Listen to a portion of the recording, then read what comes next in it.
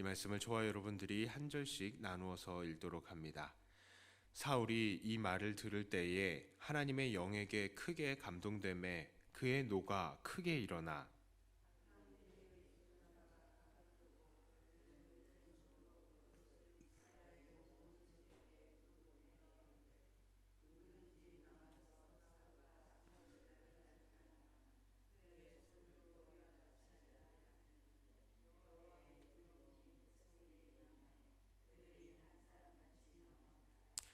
사울이 베색에서 그들의 수를 세어보니 이스라엘 자손이 30만 명이요 유다 사람이 3만 명이더라.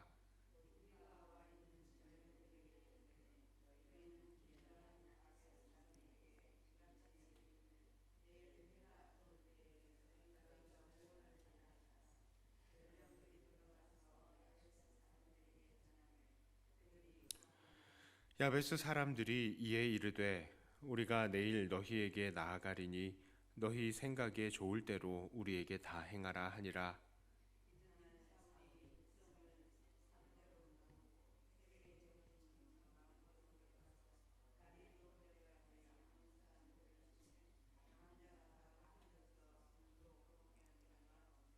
백성이 사무엘에게 이르되 사울이 어찌 우리를 다스리겠는가 한 자가 누구이니까 그들을 끌어내소서 우리가 죽이겠나이다.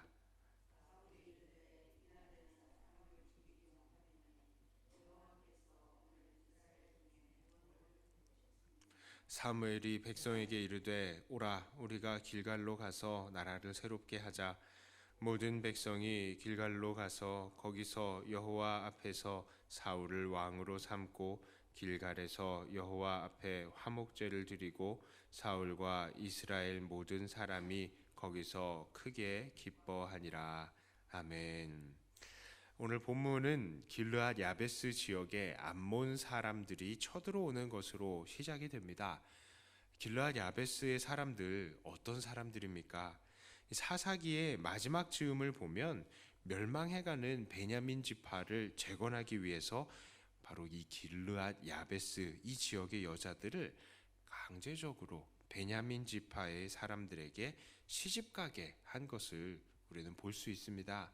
자, 그러니까 이들은 베냐민 지파의 사돈이요 또 외가댁이다라고 할 수 있겠습니다. 아마 사울의 어머니나 외할머니도 이 길르앗 야베스 지역의 사람이지 않을까 하는 생각을 해봅니다. 어쨌든 이 길르앗 야베스의 사람들은 사사기에서도 볼 수 있지만 무력과는 거리가 먼 사람들이었습니다. 이들은 암몬 사람들에게 항복의 의사를 내보였음에도 불구하고 이들이 이 모든 백성들의 오른쪽 눈을 빼지 않고서는 봐주지 않겠다라는 이 암몬 사람들의 응답을 들었어야만 했습니다.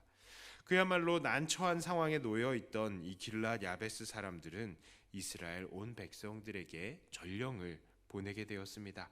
이 상황에서부터 우리는 이 사울의 형편을 알 수 있습니다. 사울이 왕이 되었지만 그에게는 실질적으로 아무런 능력이 없었다는 것을 볼 수 있습니다. 정말 백성들이 사울을 왕으로 생각했다면 이런 중요한 사건이 생겼을 때에 제일 먼저 전령을 보내야 하는 대상은 사울 왕이어야 했을 것입니다. 그러나 길르앗 야베스 사람들은 이스라엘 전역으로 전령을 보냈다라고 합니다. 이것은 그 사람들이 여태까지 그 전까지 행하던 방식이었겠죠. 자, 또한 사울의 현재 상황은 어땠습니까? 그가 이 소식을 접한 때는 바로 그가 밭에서 소를 몰고 오고 있었던 때입니다. 이게 무슨 말입니까? 사울은 왕이 된 이후에도 여전히 밭일을 하고 있었다라는 것이죠. 왕이 되었지만 왕으로서의 역할을 하지 못하고 있었던 상황이었습니다. 그러나 일단 그 소식이 사울에게 전해지자 놀라운 일이 벌어졌습니다. 6절 그리고 7절에 이렇게 말하죠. 사울이 이 말을 들을 때에 하나님의 영에게 크게 감동되매 그의 노가 크게 일어나 한겨리의 소를 잡아 각을 뜨고 전령들의 손으로 그것을 이스라엘 모든 지역에 두루 보내어 이르되 누구든지 나와서 사울과 사무엘을 따르지 아니하면 그의 소들도 이와 같이 하리라 하였더니 여호와의 두려움이 백성에게 임함에 그들이 한 사람같이 나온지라. 자, 사울이 하나님의 영에게 크게 감동되었고 또 그가 소를 잡아서 각을 떠서 전 이스라엘에게 나눠주면서 누구든지 나와서 사울과 사무엘을 따르지 아니하면 그의 소들도 이와 같이 하리라 라고 말합니다. 이게 원문에서는요, 그의 소들도 이와 같이 되리라 라고 적혀 있어요. 자, 그러니까 아무래도 이 말의 의미는 너희들이 전쟁에 나가지 않으면 너희 소들도 이렇게 된다라는 말이죠.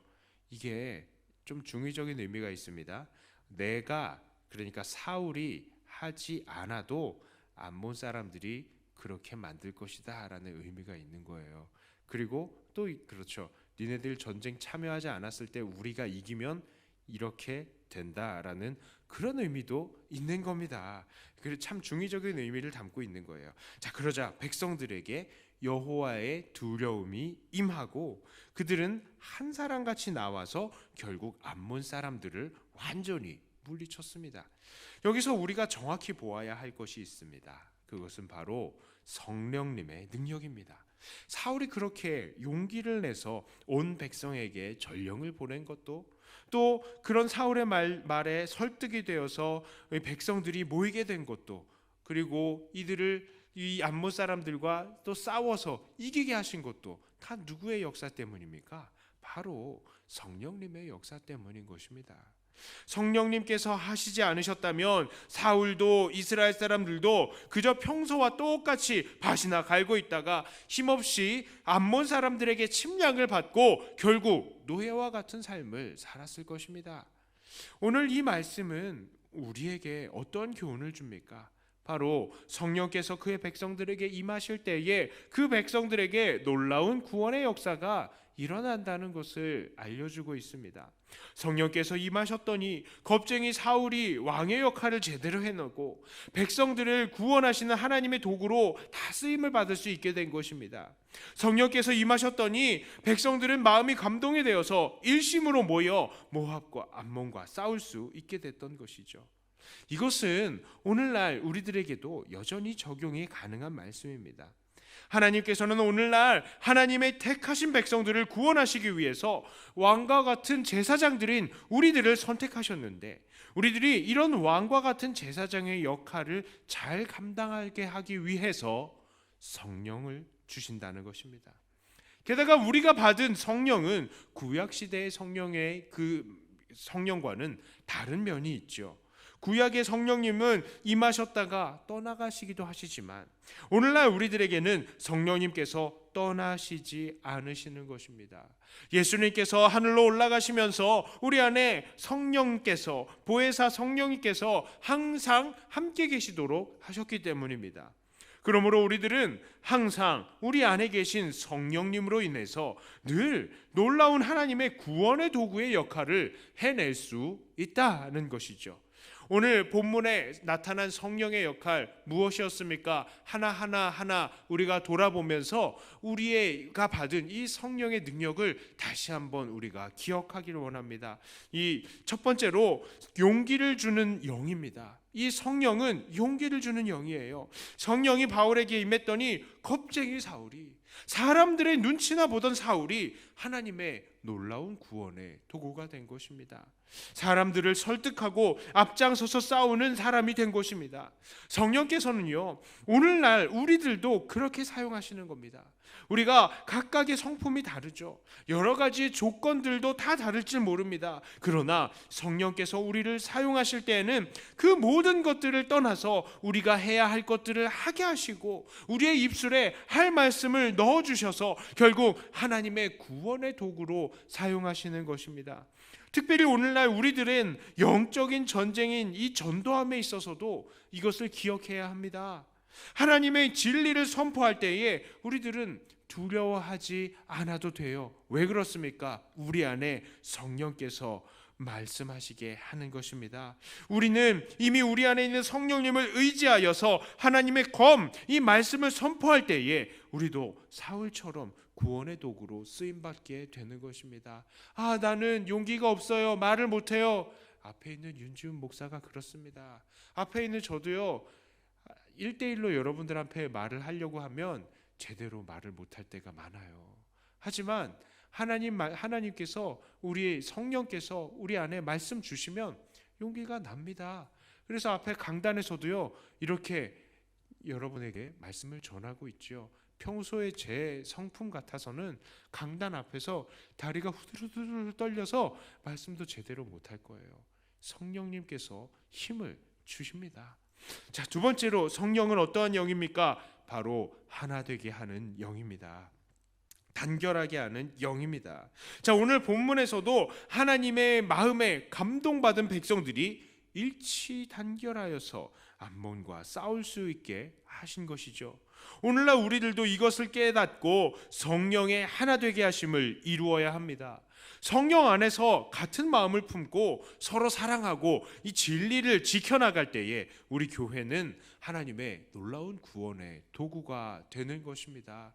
우리가 우리의 각자의 생각을 의지하는 것이 아니라 우리 성령께서 우리에게 주시는 그 마음, 그것을 통하여서 서로 하나 되는 역사를 이루어야 됩니다. 성령의 하나 되게 하심을 날마다 이루어 가시는 저와 여러분들이 되기를 원합니다.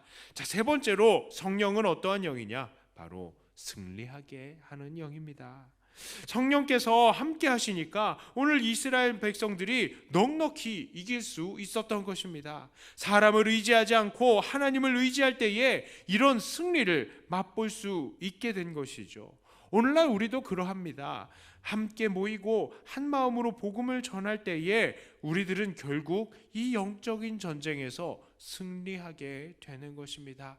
매일매일의 삶, 때로는 이길 때도 있고 때로는 지는 것 같아 보이는 이 삶도 결국 성령의 인도하심으로 인하여서 우리가 승리하게 되는 것입니다. 말씀을 들은 사람들이 하나님 앞에 엎드리게 되는 것이고 하나님 앞에 구원을 얻는 역사가 일어나는 것입니다.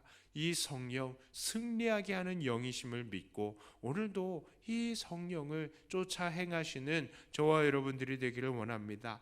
자, 이제 말씀을 정리합니다. 오늘 우리는 사울과 그의 백성들에게 임하신 그 성령님이, 바로 그 성령님이 오늘 우리 안에 늘 계시고 떠나지 않으신다는 것을 기억하셔야 합니다.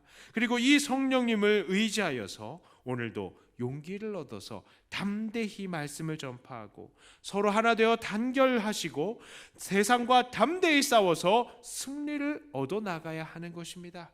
이렇게 성령을 의지하여 온전한 구원의 도구로 쓰임 받으시는 저와 여러분들이 다 되시기를 주님의 이름으로 축복합니다. 기도합니다. 하나님 아버지, 감사합니다. 오늘 본문에서 말씀하시고 역사하셨던 그 성령님의 역사가 오늘날 우리들에게도 그대로 임하고 계심을 우리가 믿습니다. 우리가 이 성령님을 의지하여서 용기를 얻고 또한 하나가 되어서 세상을 이겨내는 우리가 되게 하여 주시옵소서. 세상은 여전히 우리를 덮치고 우리를 삼키려 하지만 우리는 오늘도 성령을 의지하며 하나가 되어서 이 세상을 이겨나가는 우리가 되게 하여 주시옵소서. 특별히 우리 안에 말씀 주셔서 감사합니다. 이 말씀 위에 굳게 서는 우리가 되게 하여 주시고 말씀에 의지하여서 흔들리지 않는 우리가 되게 하여 주시옵소서. 특별히 우리 주변의 연약한 지체들을 축복하며 기도합니다. 하나님, 이들의 모든 연약함을 주님께서 붙드시고 새롭게 하여 주시고 날마다 주 안에서 새로운 피조물로 영과 육이 새로워지게 하여 주시옵소서. 그리하여서 날마다 주님의 그 은혜 가운데에서 강하며 주님을 의지하면서 정말 이 어려운 연약함도 이겨내는